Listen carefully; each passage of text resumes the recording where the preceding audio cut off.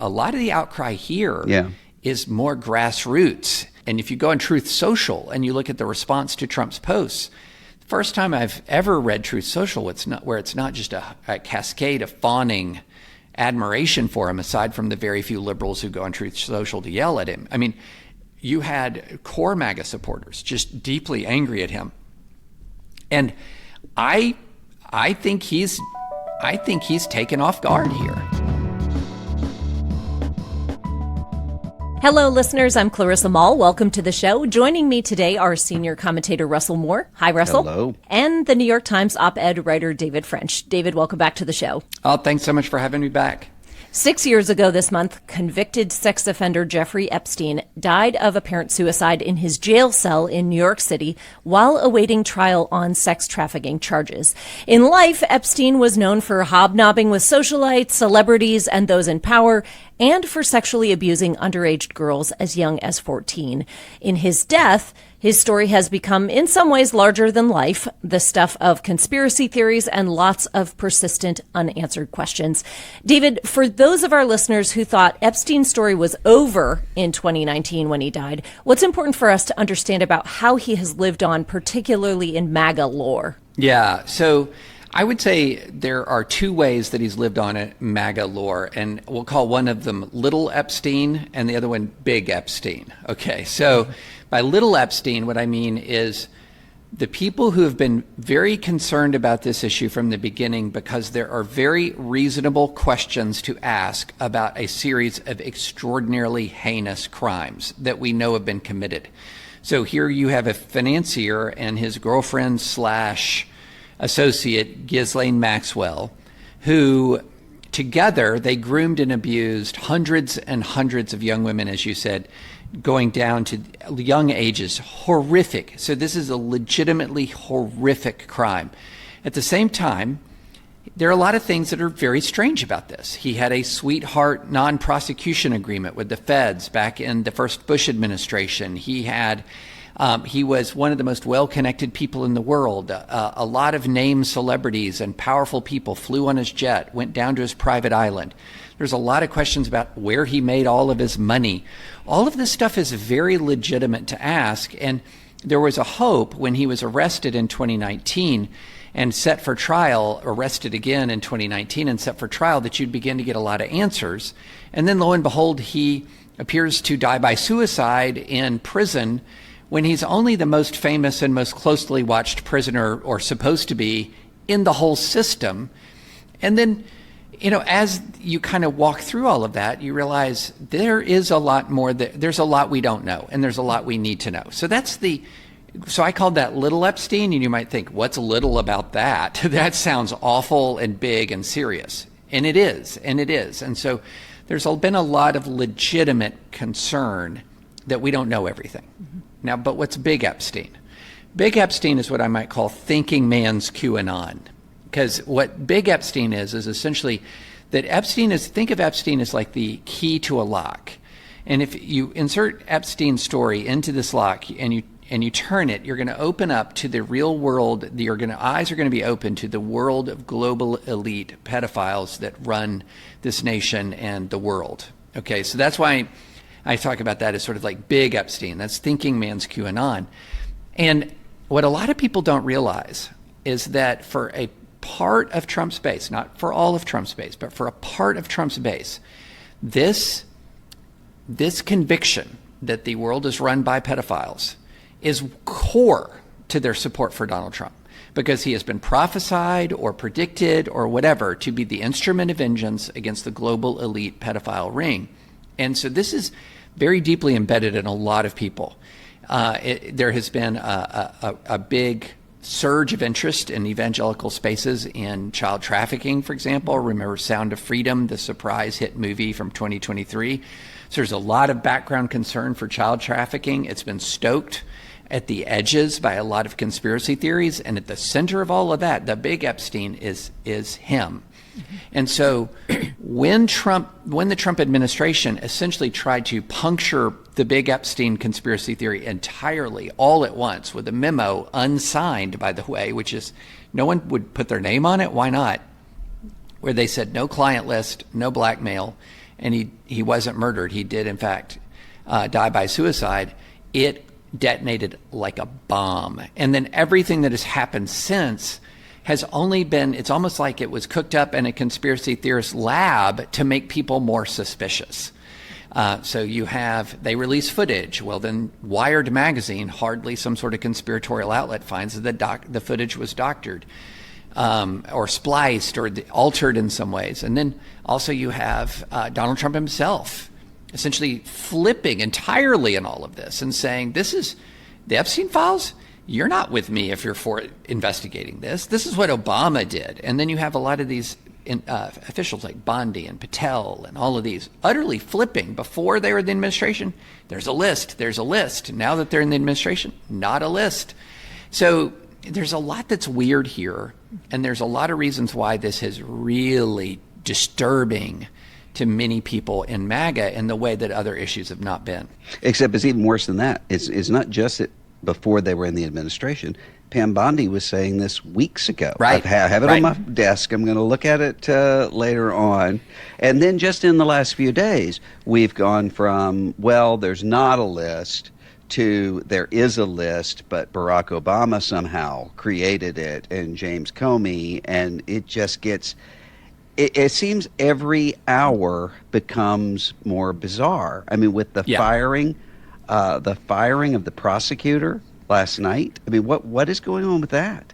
Well, the prosecutor's last name was Comey, so this is former FBI Director James Comey's daughter. So there is one way in which you can do this, and MAGA's happy because you fired a Comey. But if you take half a step back, you fired the Epstein prosecutor. Yeah. Like I said, everything that is being done, it's like it's being done for the purpose of keeping the story going. But we've had stories that were adjacent or similar, and MAGA has kept going. They have followed their leader. Why would far-right folks like Marjorie Taylor Greene, Tucker Carlson be distressed here? Why can't they just keep following the president like they've done in the past? You know, that's a great question. There's a charitable explanation and a non-charitable explanation. So let me go with the charitable explanation, that they really are fundamentally more motivated in their political careers by attacking child sex trafficking and an immense child sex trafficking ring that they genuinely, truly believes exists, than they are in supporting Donald Trump. That, in other words, a lot of their loyalty to Donald Trump had been rooted in this conviction that he would root out this really big child sex trafficking ring. And when he's not, then they're going to, then they at least they have the integrity. They can put up with a lot of stuff, but they cannot put up with this. So at least they have the integrity to be true to the convictions as they see them, and they truly believe in the big theory, that big Epstein conspiracy theory, and they just aren't going, and Trump has let them down. That's the charitable explanation. The non-charitable explanation is, you know, there's a word that's not been uttered much in the Trump second term, and that is lame duck. Okay. He is not going to be eligible to run in 2028. There is going to be a search for a successor. And he has recruited into this bigger MAGA movement a whole bag full of scorpions. I mean, an awful lot of people who are extraordinarily ambitious, extraordinarily ruthless, and know the clock is ticking on the second Trump term. So if you've got a whole big body of people out there to be won over, standing strong on Epstein is one way to do it. And you could see some of this at the TPUSA conference, where a lot of the rank and file at TPUSA were really pretty angry at Donald Trump. And so who's going to harness that energy? And so I would say it's a mix. Some people genuinely believe that this is a profound moral crisis at a level that would stagger the imagination, and they're out on Trump if he can't deliver on these promises. And then some people, especially sort of at that influencer class, are jockeying for position. What I can't understand, David, is Trump himself. Forget the question of whether he's in the files or not. I have my viewpoint on that. I think you probably do too, but we don't know. Just forget that for a moment. He normally has been able to kind of sense where his people are going to go and get there. I've never seen him call his supporters stupid and weaklings and to say, basically, if you don't trust me on this, I don't want your support anymore. I mean, what is the motive for acting this way? He has just not acted this way before. Well, he is very used to the instant someone questions him, crushing them with personal insults, with contempt, and whipping up that frenzy. That is then, there is a long list of bodies behind the bus where anyone who raised a peep, he crushes. Now, the difference here, and this is, Russell, that's really interesting to me, a lot of the outcry here is more grassroots. It's not that you can say, shut up Tucker or shut up Megyn Kelly. It is that Tucker and Megyn Kelly and others who are still asking questions are responding to an awful lot of people. And if you go on Truth Social and you look at the response to Trump's posts, the first time I've ever read Truth Social, it's not just a cascade of fawning admiration for him, aside from the very few liberals who go on Truth Social to yell at him. I mean, you had core MAGA supporters just deeply angry at him. And I think he's taken off guard here. And I think he's responding kind of with the only playbook that he knows, which is assert, assert, assert. And so he's trying to draw these clear battle lines. And he feels he's still in this mindset that, I can shoot someone on Fifth Avenue and everyone will stick with me. But I would have an addendum for some people. He can shoot someone on Fifth Avenue and they're still with him only so long as he pursues the global pedophile ring. Because that's the sort of core foundational reason for their support for him. And so that sounds so weird to say out loud, but it really is a true sentiment on the edges of MAGA. And as we all know, the edges of MAGA are often the most influential parts of MAGA. So all of this comes on the heels of the big breakup between President Trump and Elon Musk. Elon Musk has asserted that Donald Trump he is named in the FBI files. And I wonder if this is the MAGA movement beginning to develop some cracks. I mean, you can see obviously that there are some people who you would call influencers, but although I think in MAGA the word influencer is way overused, it's more like lead follower or famous follower, more than influencer, the way the word actual influence means. But you are seeing some of these famous followers of Trump getting squeamish on some of these things. There's just absolutely no question of that. And as I said, he's done everything possible to make them feel more squeamish. But I still am very skeptical that this is going to be a big break between Trump and the true immense Republican base. What I do think, however, is this is an interesting preview also of post-Trump life. Because what you're seeing here, as I said in part of the non-charitable explanation, is jockeying for position. And you see a lot of conflicts within MAGA over, say, supporting Israel, bombing Iran, supporting Ukraine, vaccines, you name it. And Trump's able to keep it all under control so long as they all bend the knee to him. But when there's no him to bend the knee to, this bag of scorpions is going to fall in on each other, and we're kind of seeing a preview of that now. David, if you put this together with, for instance, the Hunter Biden laptop that was at first dismissed, this is a conspiracy theory, it's a Russian plan. Now we all know the laptop existed. The question of a lab leak in Wuhan for COVID was ridiculous at first, dismissed by everybody. Now a viable sort of theory. We just found out last week the CIA did know Lee Harvey Oswald and had contact with Lee Harvey Oswald, which would have sounded like an absurd conspiracy theory just a month ago. How much of this is going to contribute to an increased sense of the American people saying we don't even know what to believe anymore? Oh, it is so absolutely going to contribute to that, and in a very interesting way, because we're talking about a group of people in a lot of the MAGA universe who they have been so alienated from American institutions that the only institution they trust is the Trump administration.